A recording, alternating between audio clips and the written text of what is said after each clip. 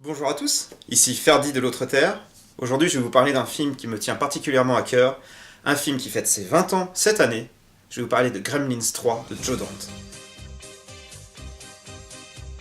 Sorti en 1998, ce film coup de poing est surprenant aussi bien par sa campagne marketing audacieuse pour l'époque. Le film n'a eu qu'une bande-annonce et quelques images que un mois avant la sortie officielle. Maintenant, c'est impossible, il faut 6 mois de préparation pour 6 mois de campagne marketing pour faire un film. Et par sa qualité et son ton politiquement très engagé, même pour l'époque, même maintenant, malheureusement, il est encore toujours d'actualité, ça a été un vrai coup de poing. Et le public est venu en masse, donc le film a eu un succès critique et public très étonnant pour un film aussi politiquement engagé. Et même maintenant, il est toujours considéré comme un classique. Alors, je sais que vous l'avez tous déjà vu ou revu, et si vous voyez cette vidéo, c'est que vous avez vu Gremlins 3, mais je vais quand même vous faire un petit résumé pour vous remettre dans le bain. Le film se déroule des années après le 2. Durant ces années, on apprend, lors de flashbacks, que Gizmo a vécu heureux et aimé et choyé par William Billy Petzer et Kate Berenguer, devenue Kate Petzer depuis leur mariage. C'est sa nouvelle famille. Mais malheureusement, en fait, cette situation idyllique va être brisée. Kate et Billy vont être témoins d'une bavure policière et les policiers vont les éliminer, vont les tuer pour plus qu'il y ait de traces. Malheureusement, Gizmo a assisté à cette scène et impuissant et il va décider de se venger aussi bien des policiers que de la ville qui passe sous silence ce crime. Donc ce film n'a pas vieilli, comme je disais, aussi bien niveau effets spéciaux que niveau texte, mais il y a peut-être des détails qui vous ont échappé, donc on va revenir ensemble sur 5 petits détails qui vous ont peut-être manqué. Un des moments les plus forts du film, c'est la scène où Gizmo décide de devenir un Gremlins, décide d'évoluer, en mangeant à minuit 1, en brisant les règles, pour devenir plus fort et pouvoir commencer à détruire la ville en fait. Si pour beaucoup son aspect évolué, c'est un hommage à Stripe, le méchant de Gremlins 1, en fait l'inspiration première, c'est Sid Vicious. Sid Vicious, c'était le chanteur du groupe anglais Sex Pistols. Aussi bien dans la manière, dans les mimiques du visage que dans la manière de bouger.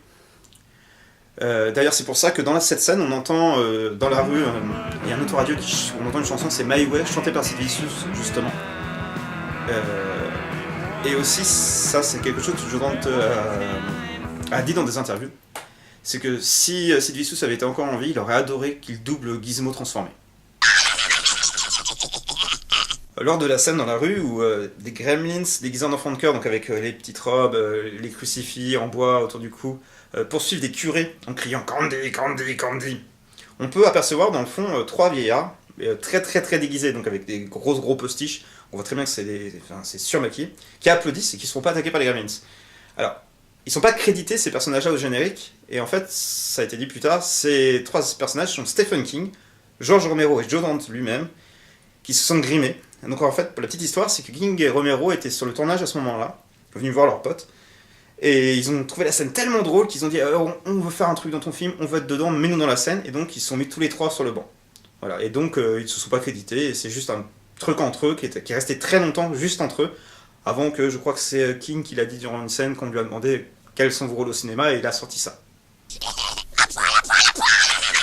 Le film se situant dans une petite ville rurale, et comme on va suivre l'avancée de Gizmo et des autres Gremlins dévastant la ville, il y a beaucoup de pubs, de placements de produits, de marques, etc. Mais Joe Dante étant Joe Dante, il décide d'agir à sa façon. Donc en fait, dans le film, tous les placements de produits, toutes les marques sont que des marques et des placements de produits imaginaires ou clin d'œil à d'autres choses. Par exemple, le centre commercial où il y a eu la grande scène de massacre, il s'appelle le centre commercial de Monroe, donc c'est là où a été tourné le film Dawn of the Dead de George Romero. On peut voir des fast-food qui sont les Big Kahuna Burgers. Donc les Big Kahuna Burgers, c'est la chaîne de restaurants inventée par Tarantino et Rodriguez dans leurs films.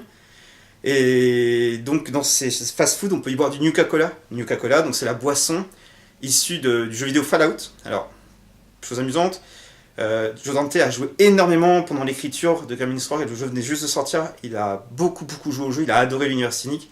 Et chose moins amusante, c'est qu'il devait réaliser une adaptation de Fallout Live qui n'est jamais venue, et je vous dirai pourquoi il n'a jamais pu la réaliser, pourquoi il n'a pas pu réaliser beaucoup de films après Gremlins 3.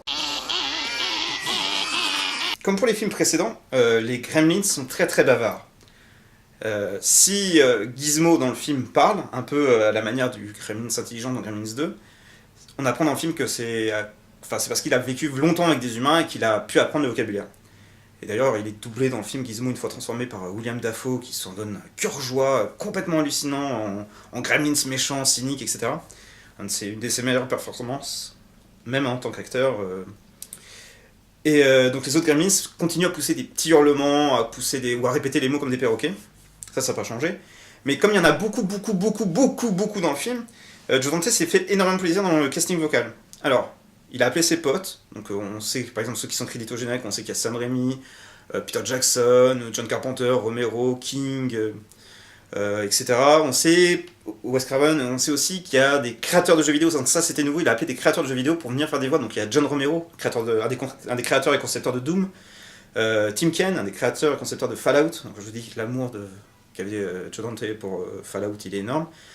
Et autre chose aussi, ça c'est quelque chose qui a été dit bien bien plus tard, c'est que pour les enregistrements, les autres enregistrements, donc il faut imaginer qu'il y en a des centaines et des centaines, il a demandé à toute l'équipe technique de faire des voix. Donc quand je dis toute, c'est du stagiaire qui venait donner le café à celui qui a dessiné l'affiche, en passant par celui qui posait des câbles, par l'acteur principal, par un figurant au fond qui mourrait dans une scène, un des marionnettistes, tous et toutes ont fait un bruit de Gremlins.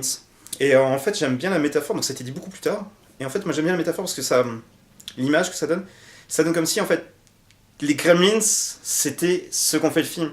Et donc c'était aussi des Gremlins du cinéma et de Hollywood en particulier, du milieu hollywoodien, parce que comme le film a un message engagé et cynique, etc., il grignote, il pirate aussi bien Hollywood que les Gremlins l'auraient pu le faire pour de vrai. Et pour finir, alors là je vais prendre un temps un peu plus solennel et je suis désolé de vous rappeler ça. Je vais devoir vous parler de Gremlins 3D qui est sorti en 2013. Je suis désolé, ne partez pas. Je sais que je vais vous rappeler des mauvais souvenirs, des choses douloureuses qui font très très mal.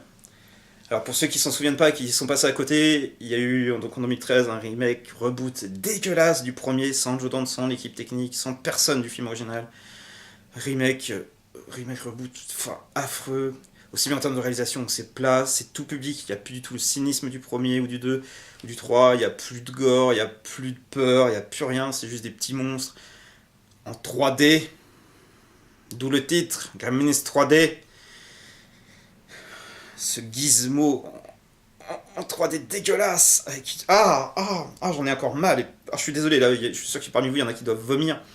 Donc, ce film a enterré, a détruit enfin, la trilogie Gremlins, c'est génialissime, ce film n'avait rien à faire là, c'est juste un truc de producteur pour vendre encore des produits marqués, pour vendre du marketing à mort, pour vendre des putains de jouets, et ça a été une déception, ça a enterré une licence, mais ce qui est encore plus dur avec ce film, et ça va peut-être vous faire mal, parce que si vous n'étiez pas au courant, ça va vous détruire, à la base il existait un Gremlins 4, Joe Dante voulait finir en fait l'histoire des Gremlins, avec un Gremlins 4 qui s'appelait The End, Gremlins 4, la fin. Alors, ça devait mettre en scène, on a eu, par rapport au synopsis, aux petites histoires qu'on a eues, qui ont fuité, ça devait mettre en scène Chuck. Alors, Chuck, pour ceux qui ne se souviennent pas, dans le film, c'est un des adolescents qui survit au grand massacre qui a eu lieu au milieu de film dans le centre commercial. Et en fait, on devait suivre donc, ce personnage, Chuck, 10 ou 15 ans après les événements de Gremlins 3, dans un monde post-apocalyptique où les Gremlins étaient devenus l'espèce dominante et les humains étaient chassés et persécutés et pouvaient survivre que 2 jours. Le film devait être un grand budget, puis on peut imaginer en fait que Chuck, en fait, d'après les dires, Chuck devait chercher les Gremlins à l'origine du problème en fait. Donc on peut imaginer qu'il y avait qu'il allait rencontrer genre un Gizmo devenu obèse, gigantesque, Gizmo empereur de la Terre, maléfique, enfin. De toute façon, ça aurait été complètement fou. C'est sûr et certain quand on voit la qualité des autres Gremlins. Et surtout, ça c'était...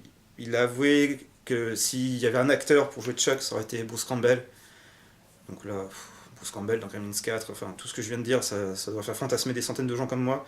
Ce projet n'a jamais pu aboutir pour une simple et bonne raison, c'est que malgré, comme je dis, le succès du premier Gremlins, du 2, et même du troisième qui a rentabilisé aussi bien après les ventes, au cinéma qu'après avec les ventes, ils voulaient pas, les producteurs, être associés à un film aussi politiquement engagé. Et que leur image soit collée à ces sortes de messages. Et donc en fait ils ont refusé, et c'est pour ça qu'ils ont refusé donc, ce projet-là, le projet Fallout, et énormément de projets, plus par la suite. Voilà. Donc, et Gremlins 3D est vraiment un aveu d'échec et un aveu de on veut des thunes. Et voilà. Et je suis désolé de vous avoir annoncé tout ça. Voilà. Ne partez pas. J'ai encore un petit mot pour vous. Vous n'êtes pas parti? Vous n'êtes pas parti? C'est bon, vous êtes encore là? Alors moi je vais vous remercier pour ceux qui sont restés malgré quand j'ai commencé à parler de Gremlins 3D. Merci à tous, j'espère que cette chronique vous a plu. N'hésitez pas à vous abonner à ma chaîne, à faire des likes et tous les autres trucs de réseaux sociaux, hein. Il y a plein de réseaux sociaux et tout ça. N'hésitez pas à me suivre pour voir d'autres vidéos, je vais en faire d'autres, j'ai encore plein de chroniques de films, coups de cœur, avec ces petits détails que vous n'avez peut-être pas vus. Je vous dis merci d'avoir regardé jusqu'au bout et je vous dis à bientôt.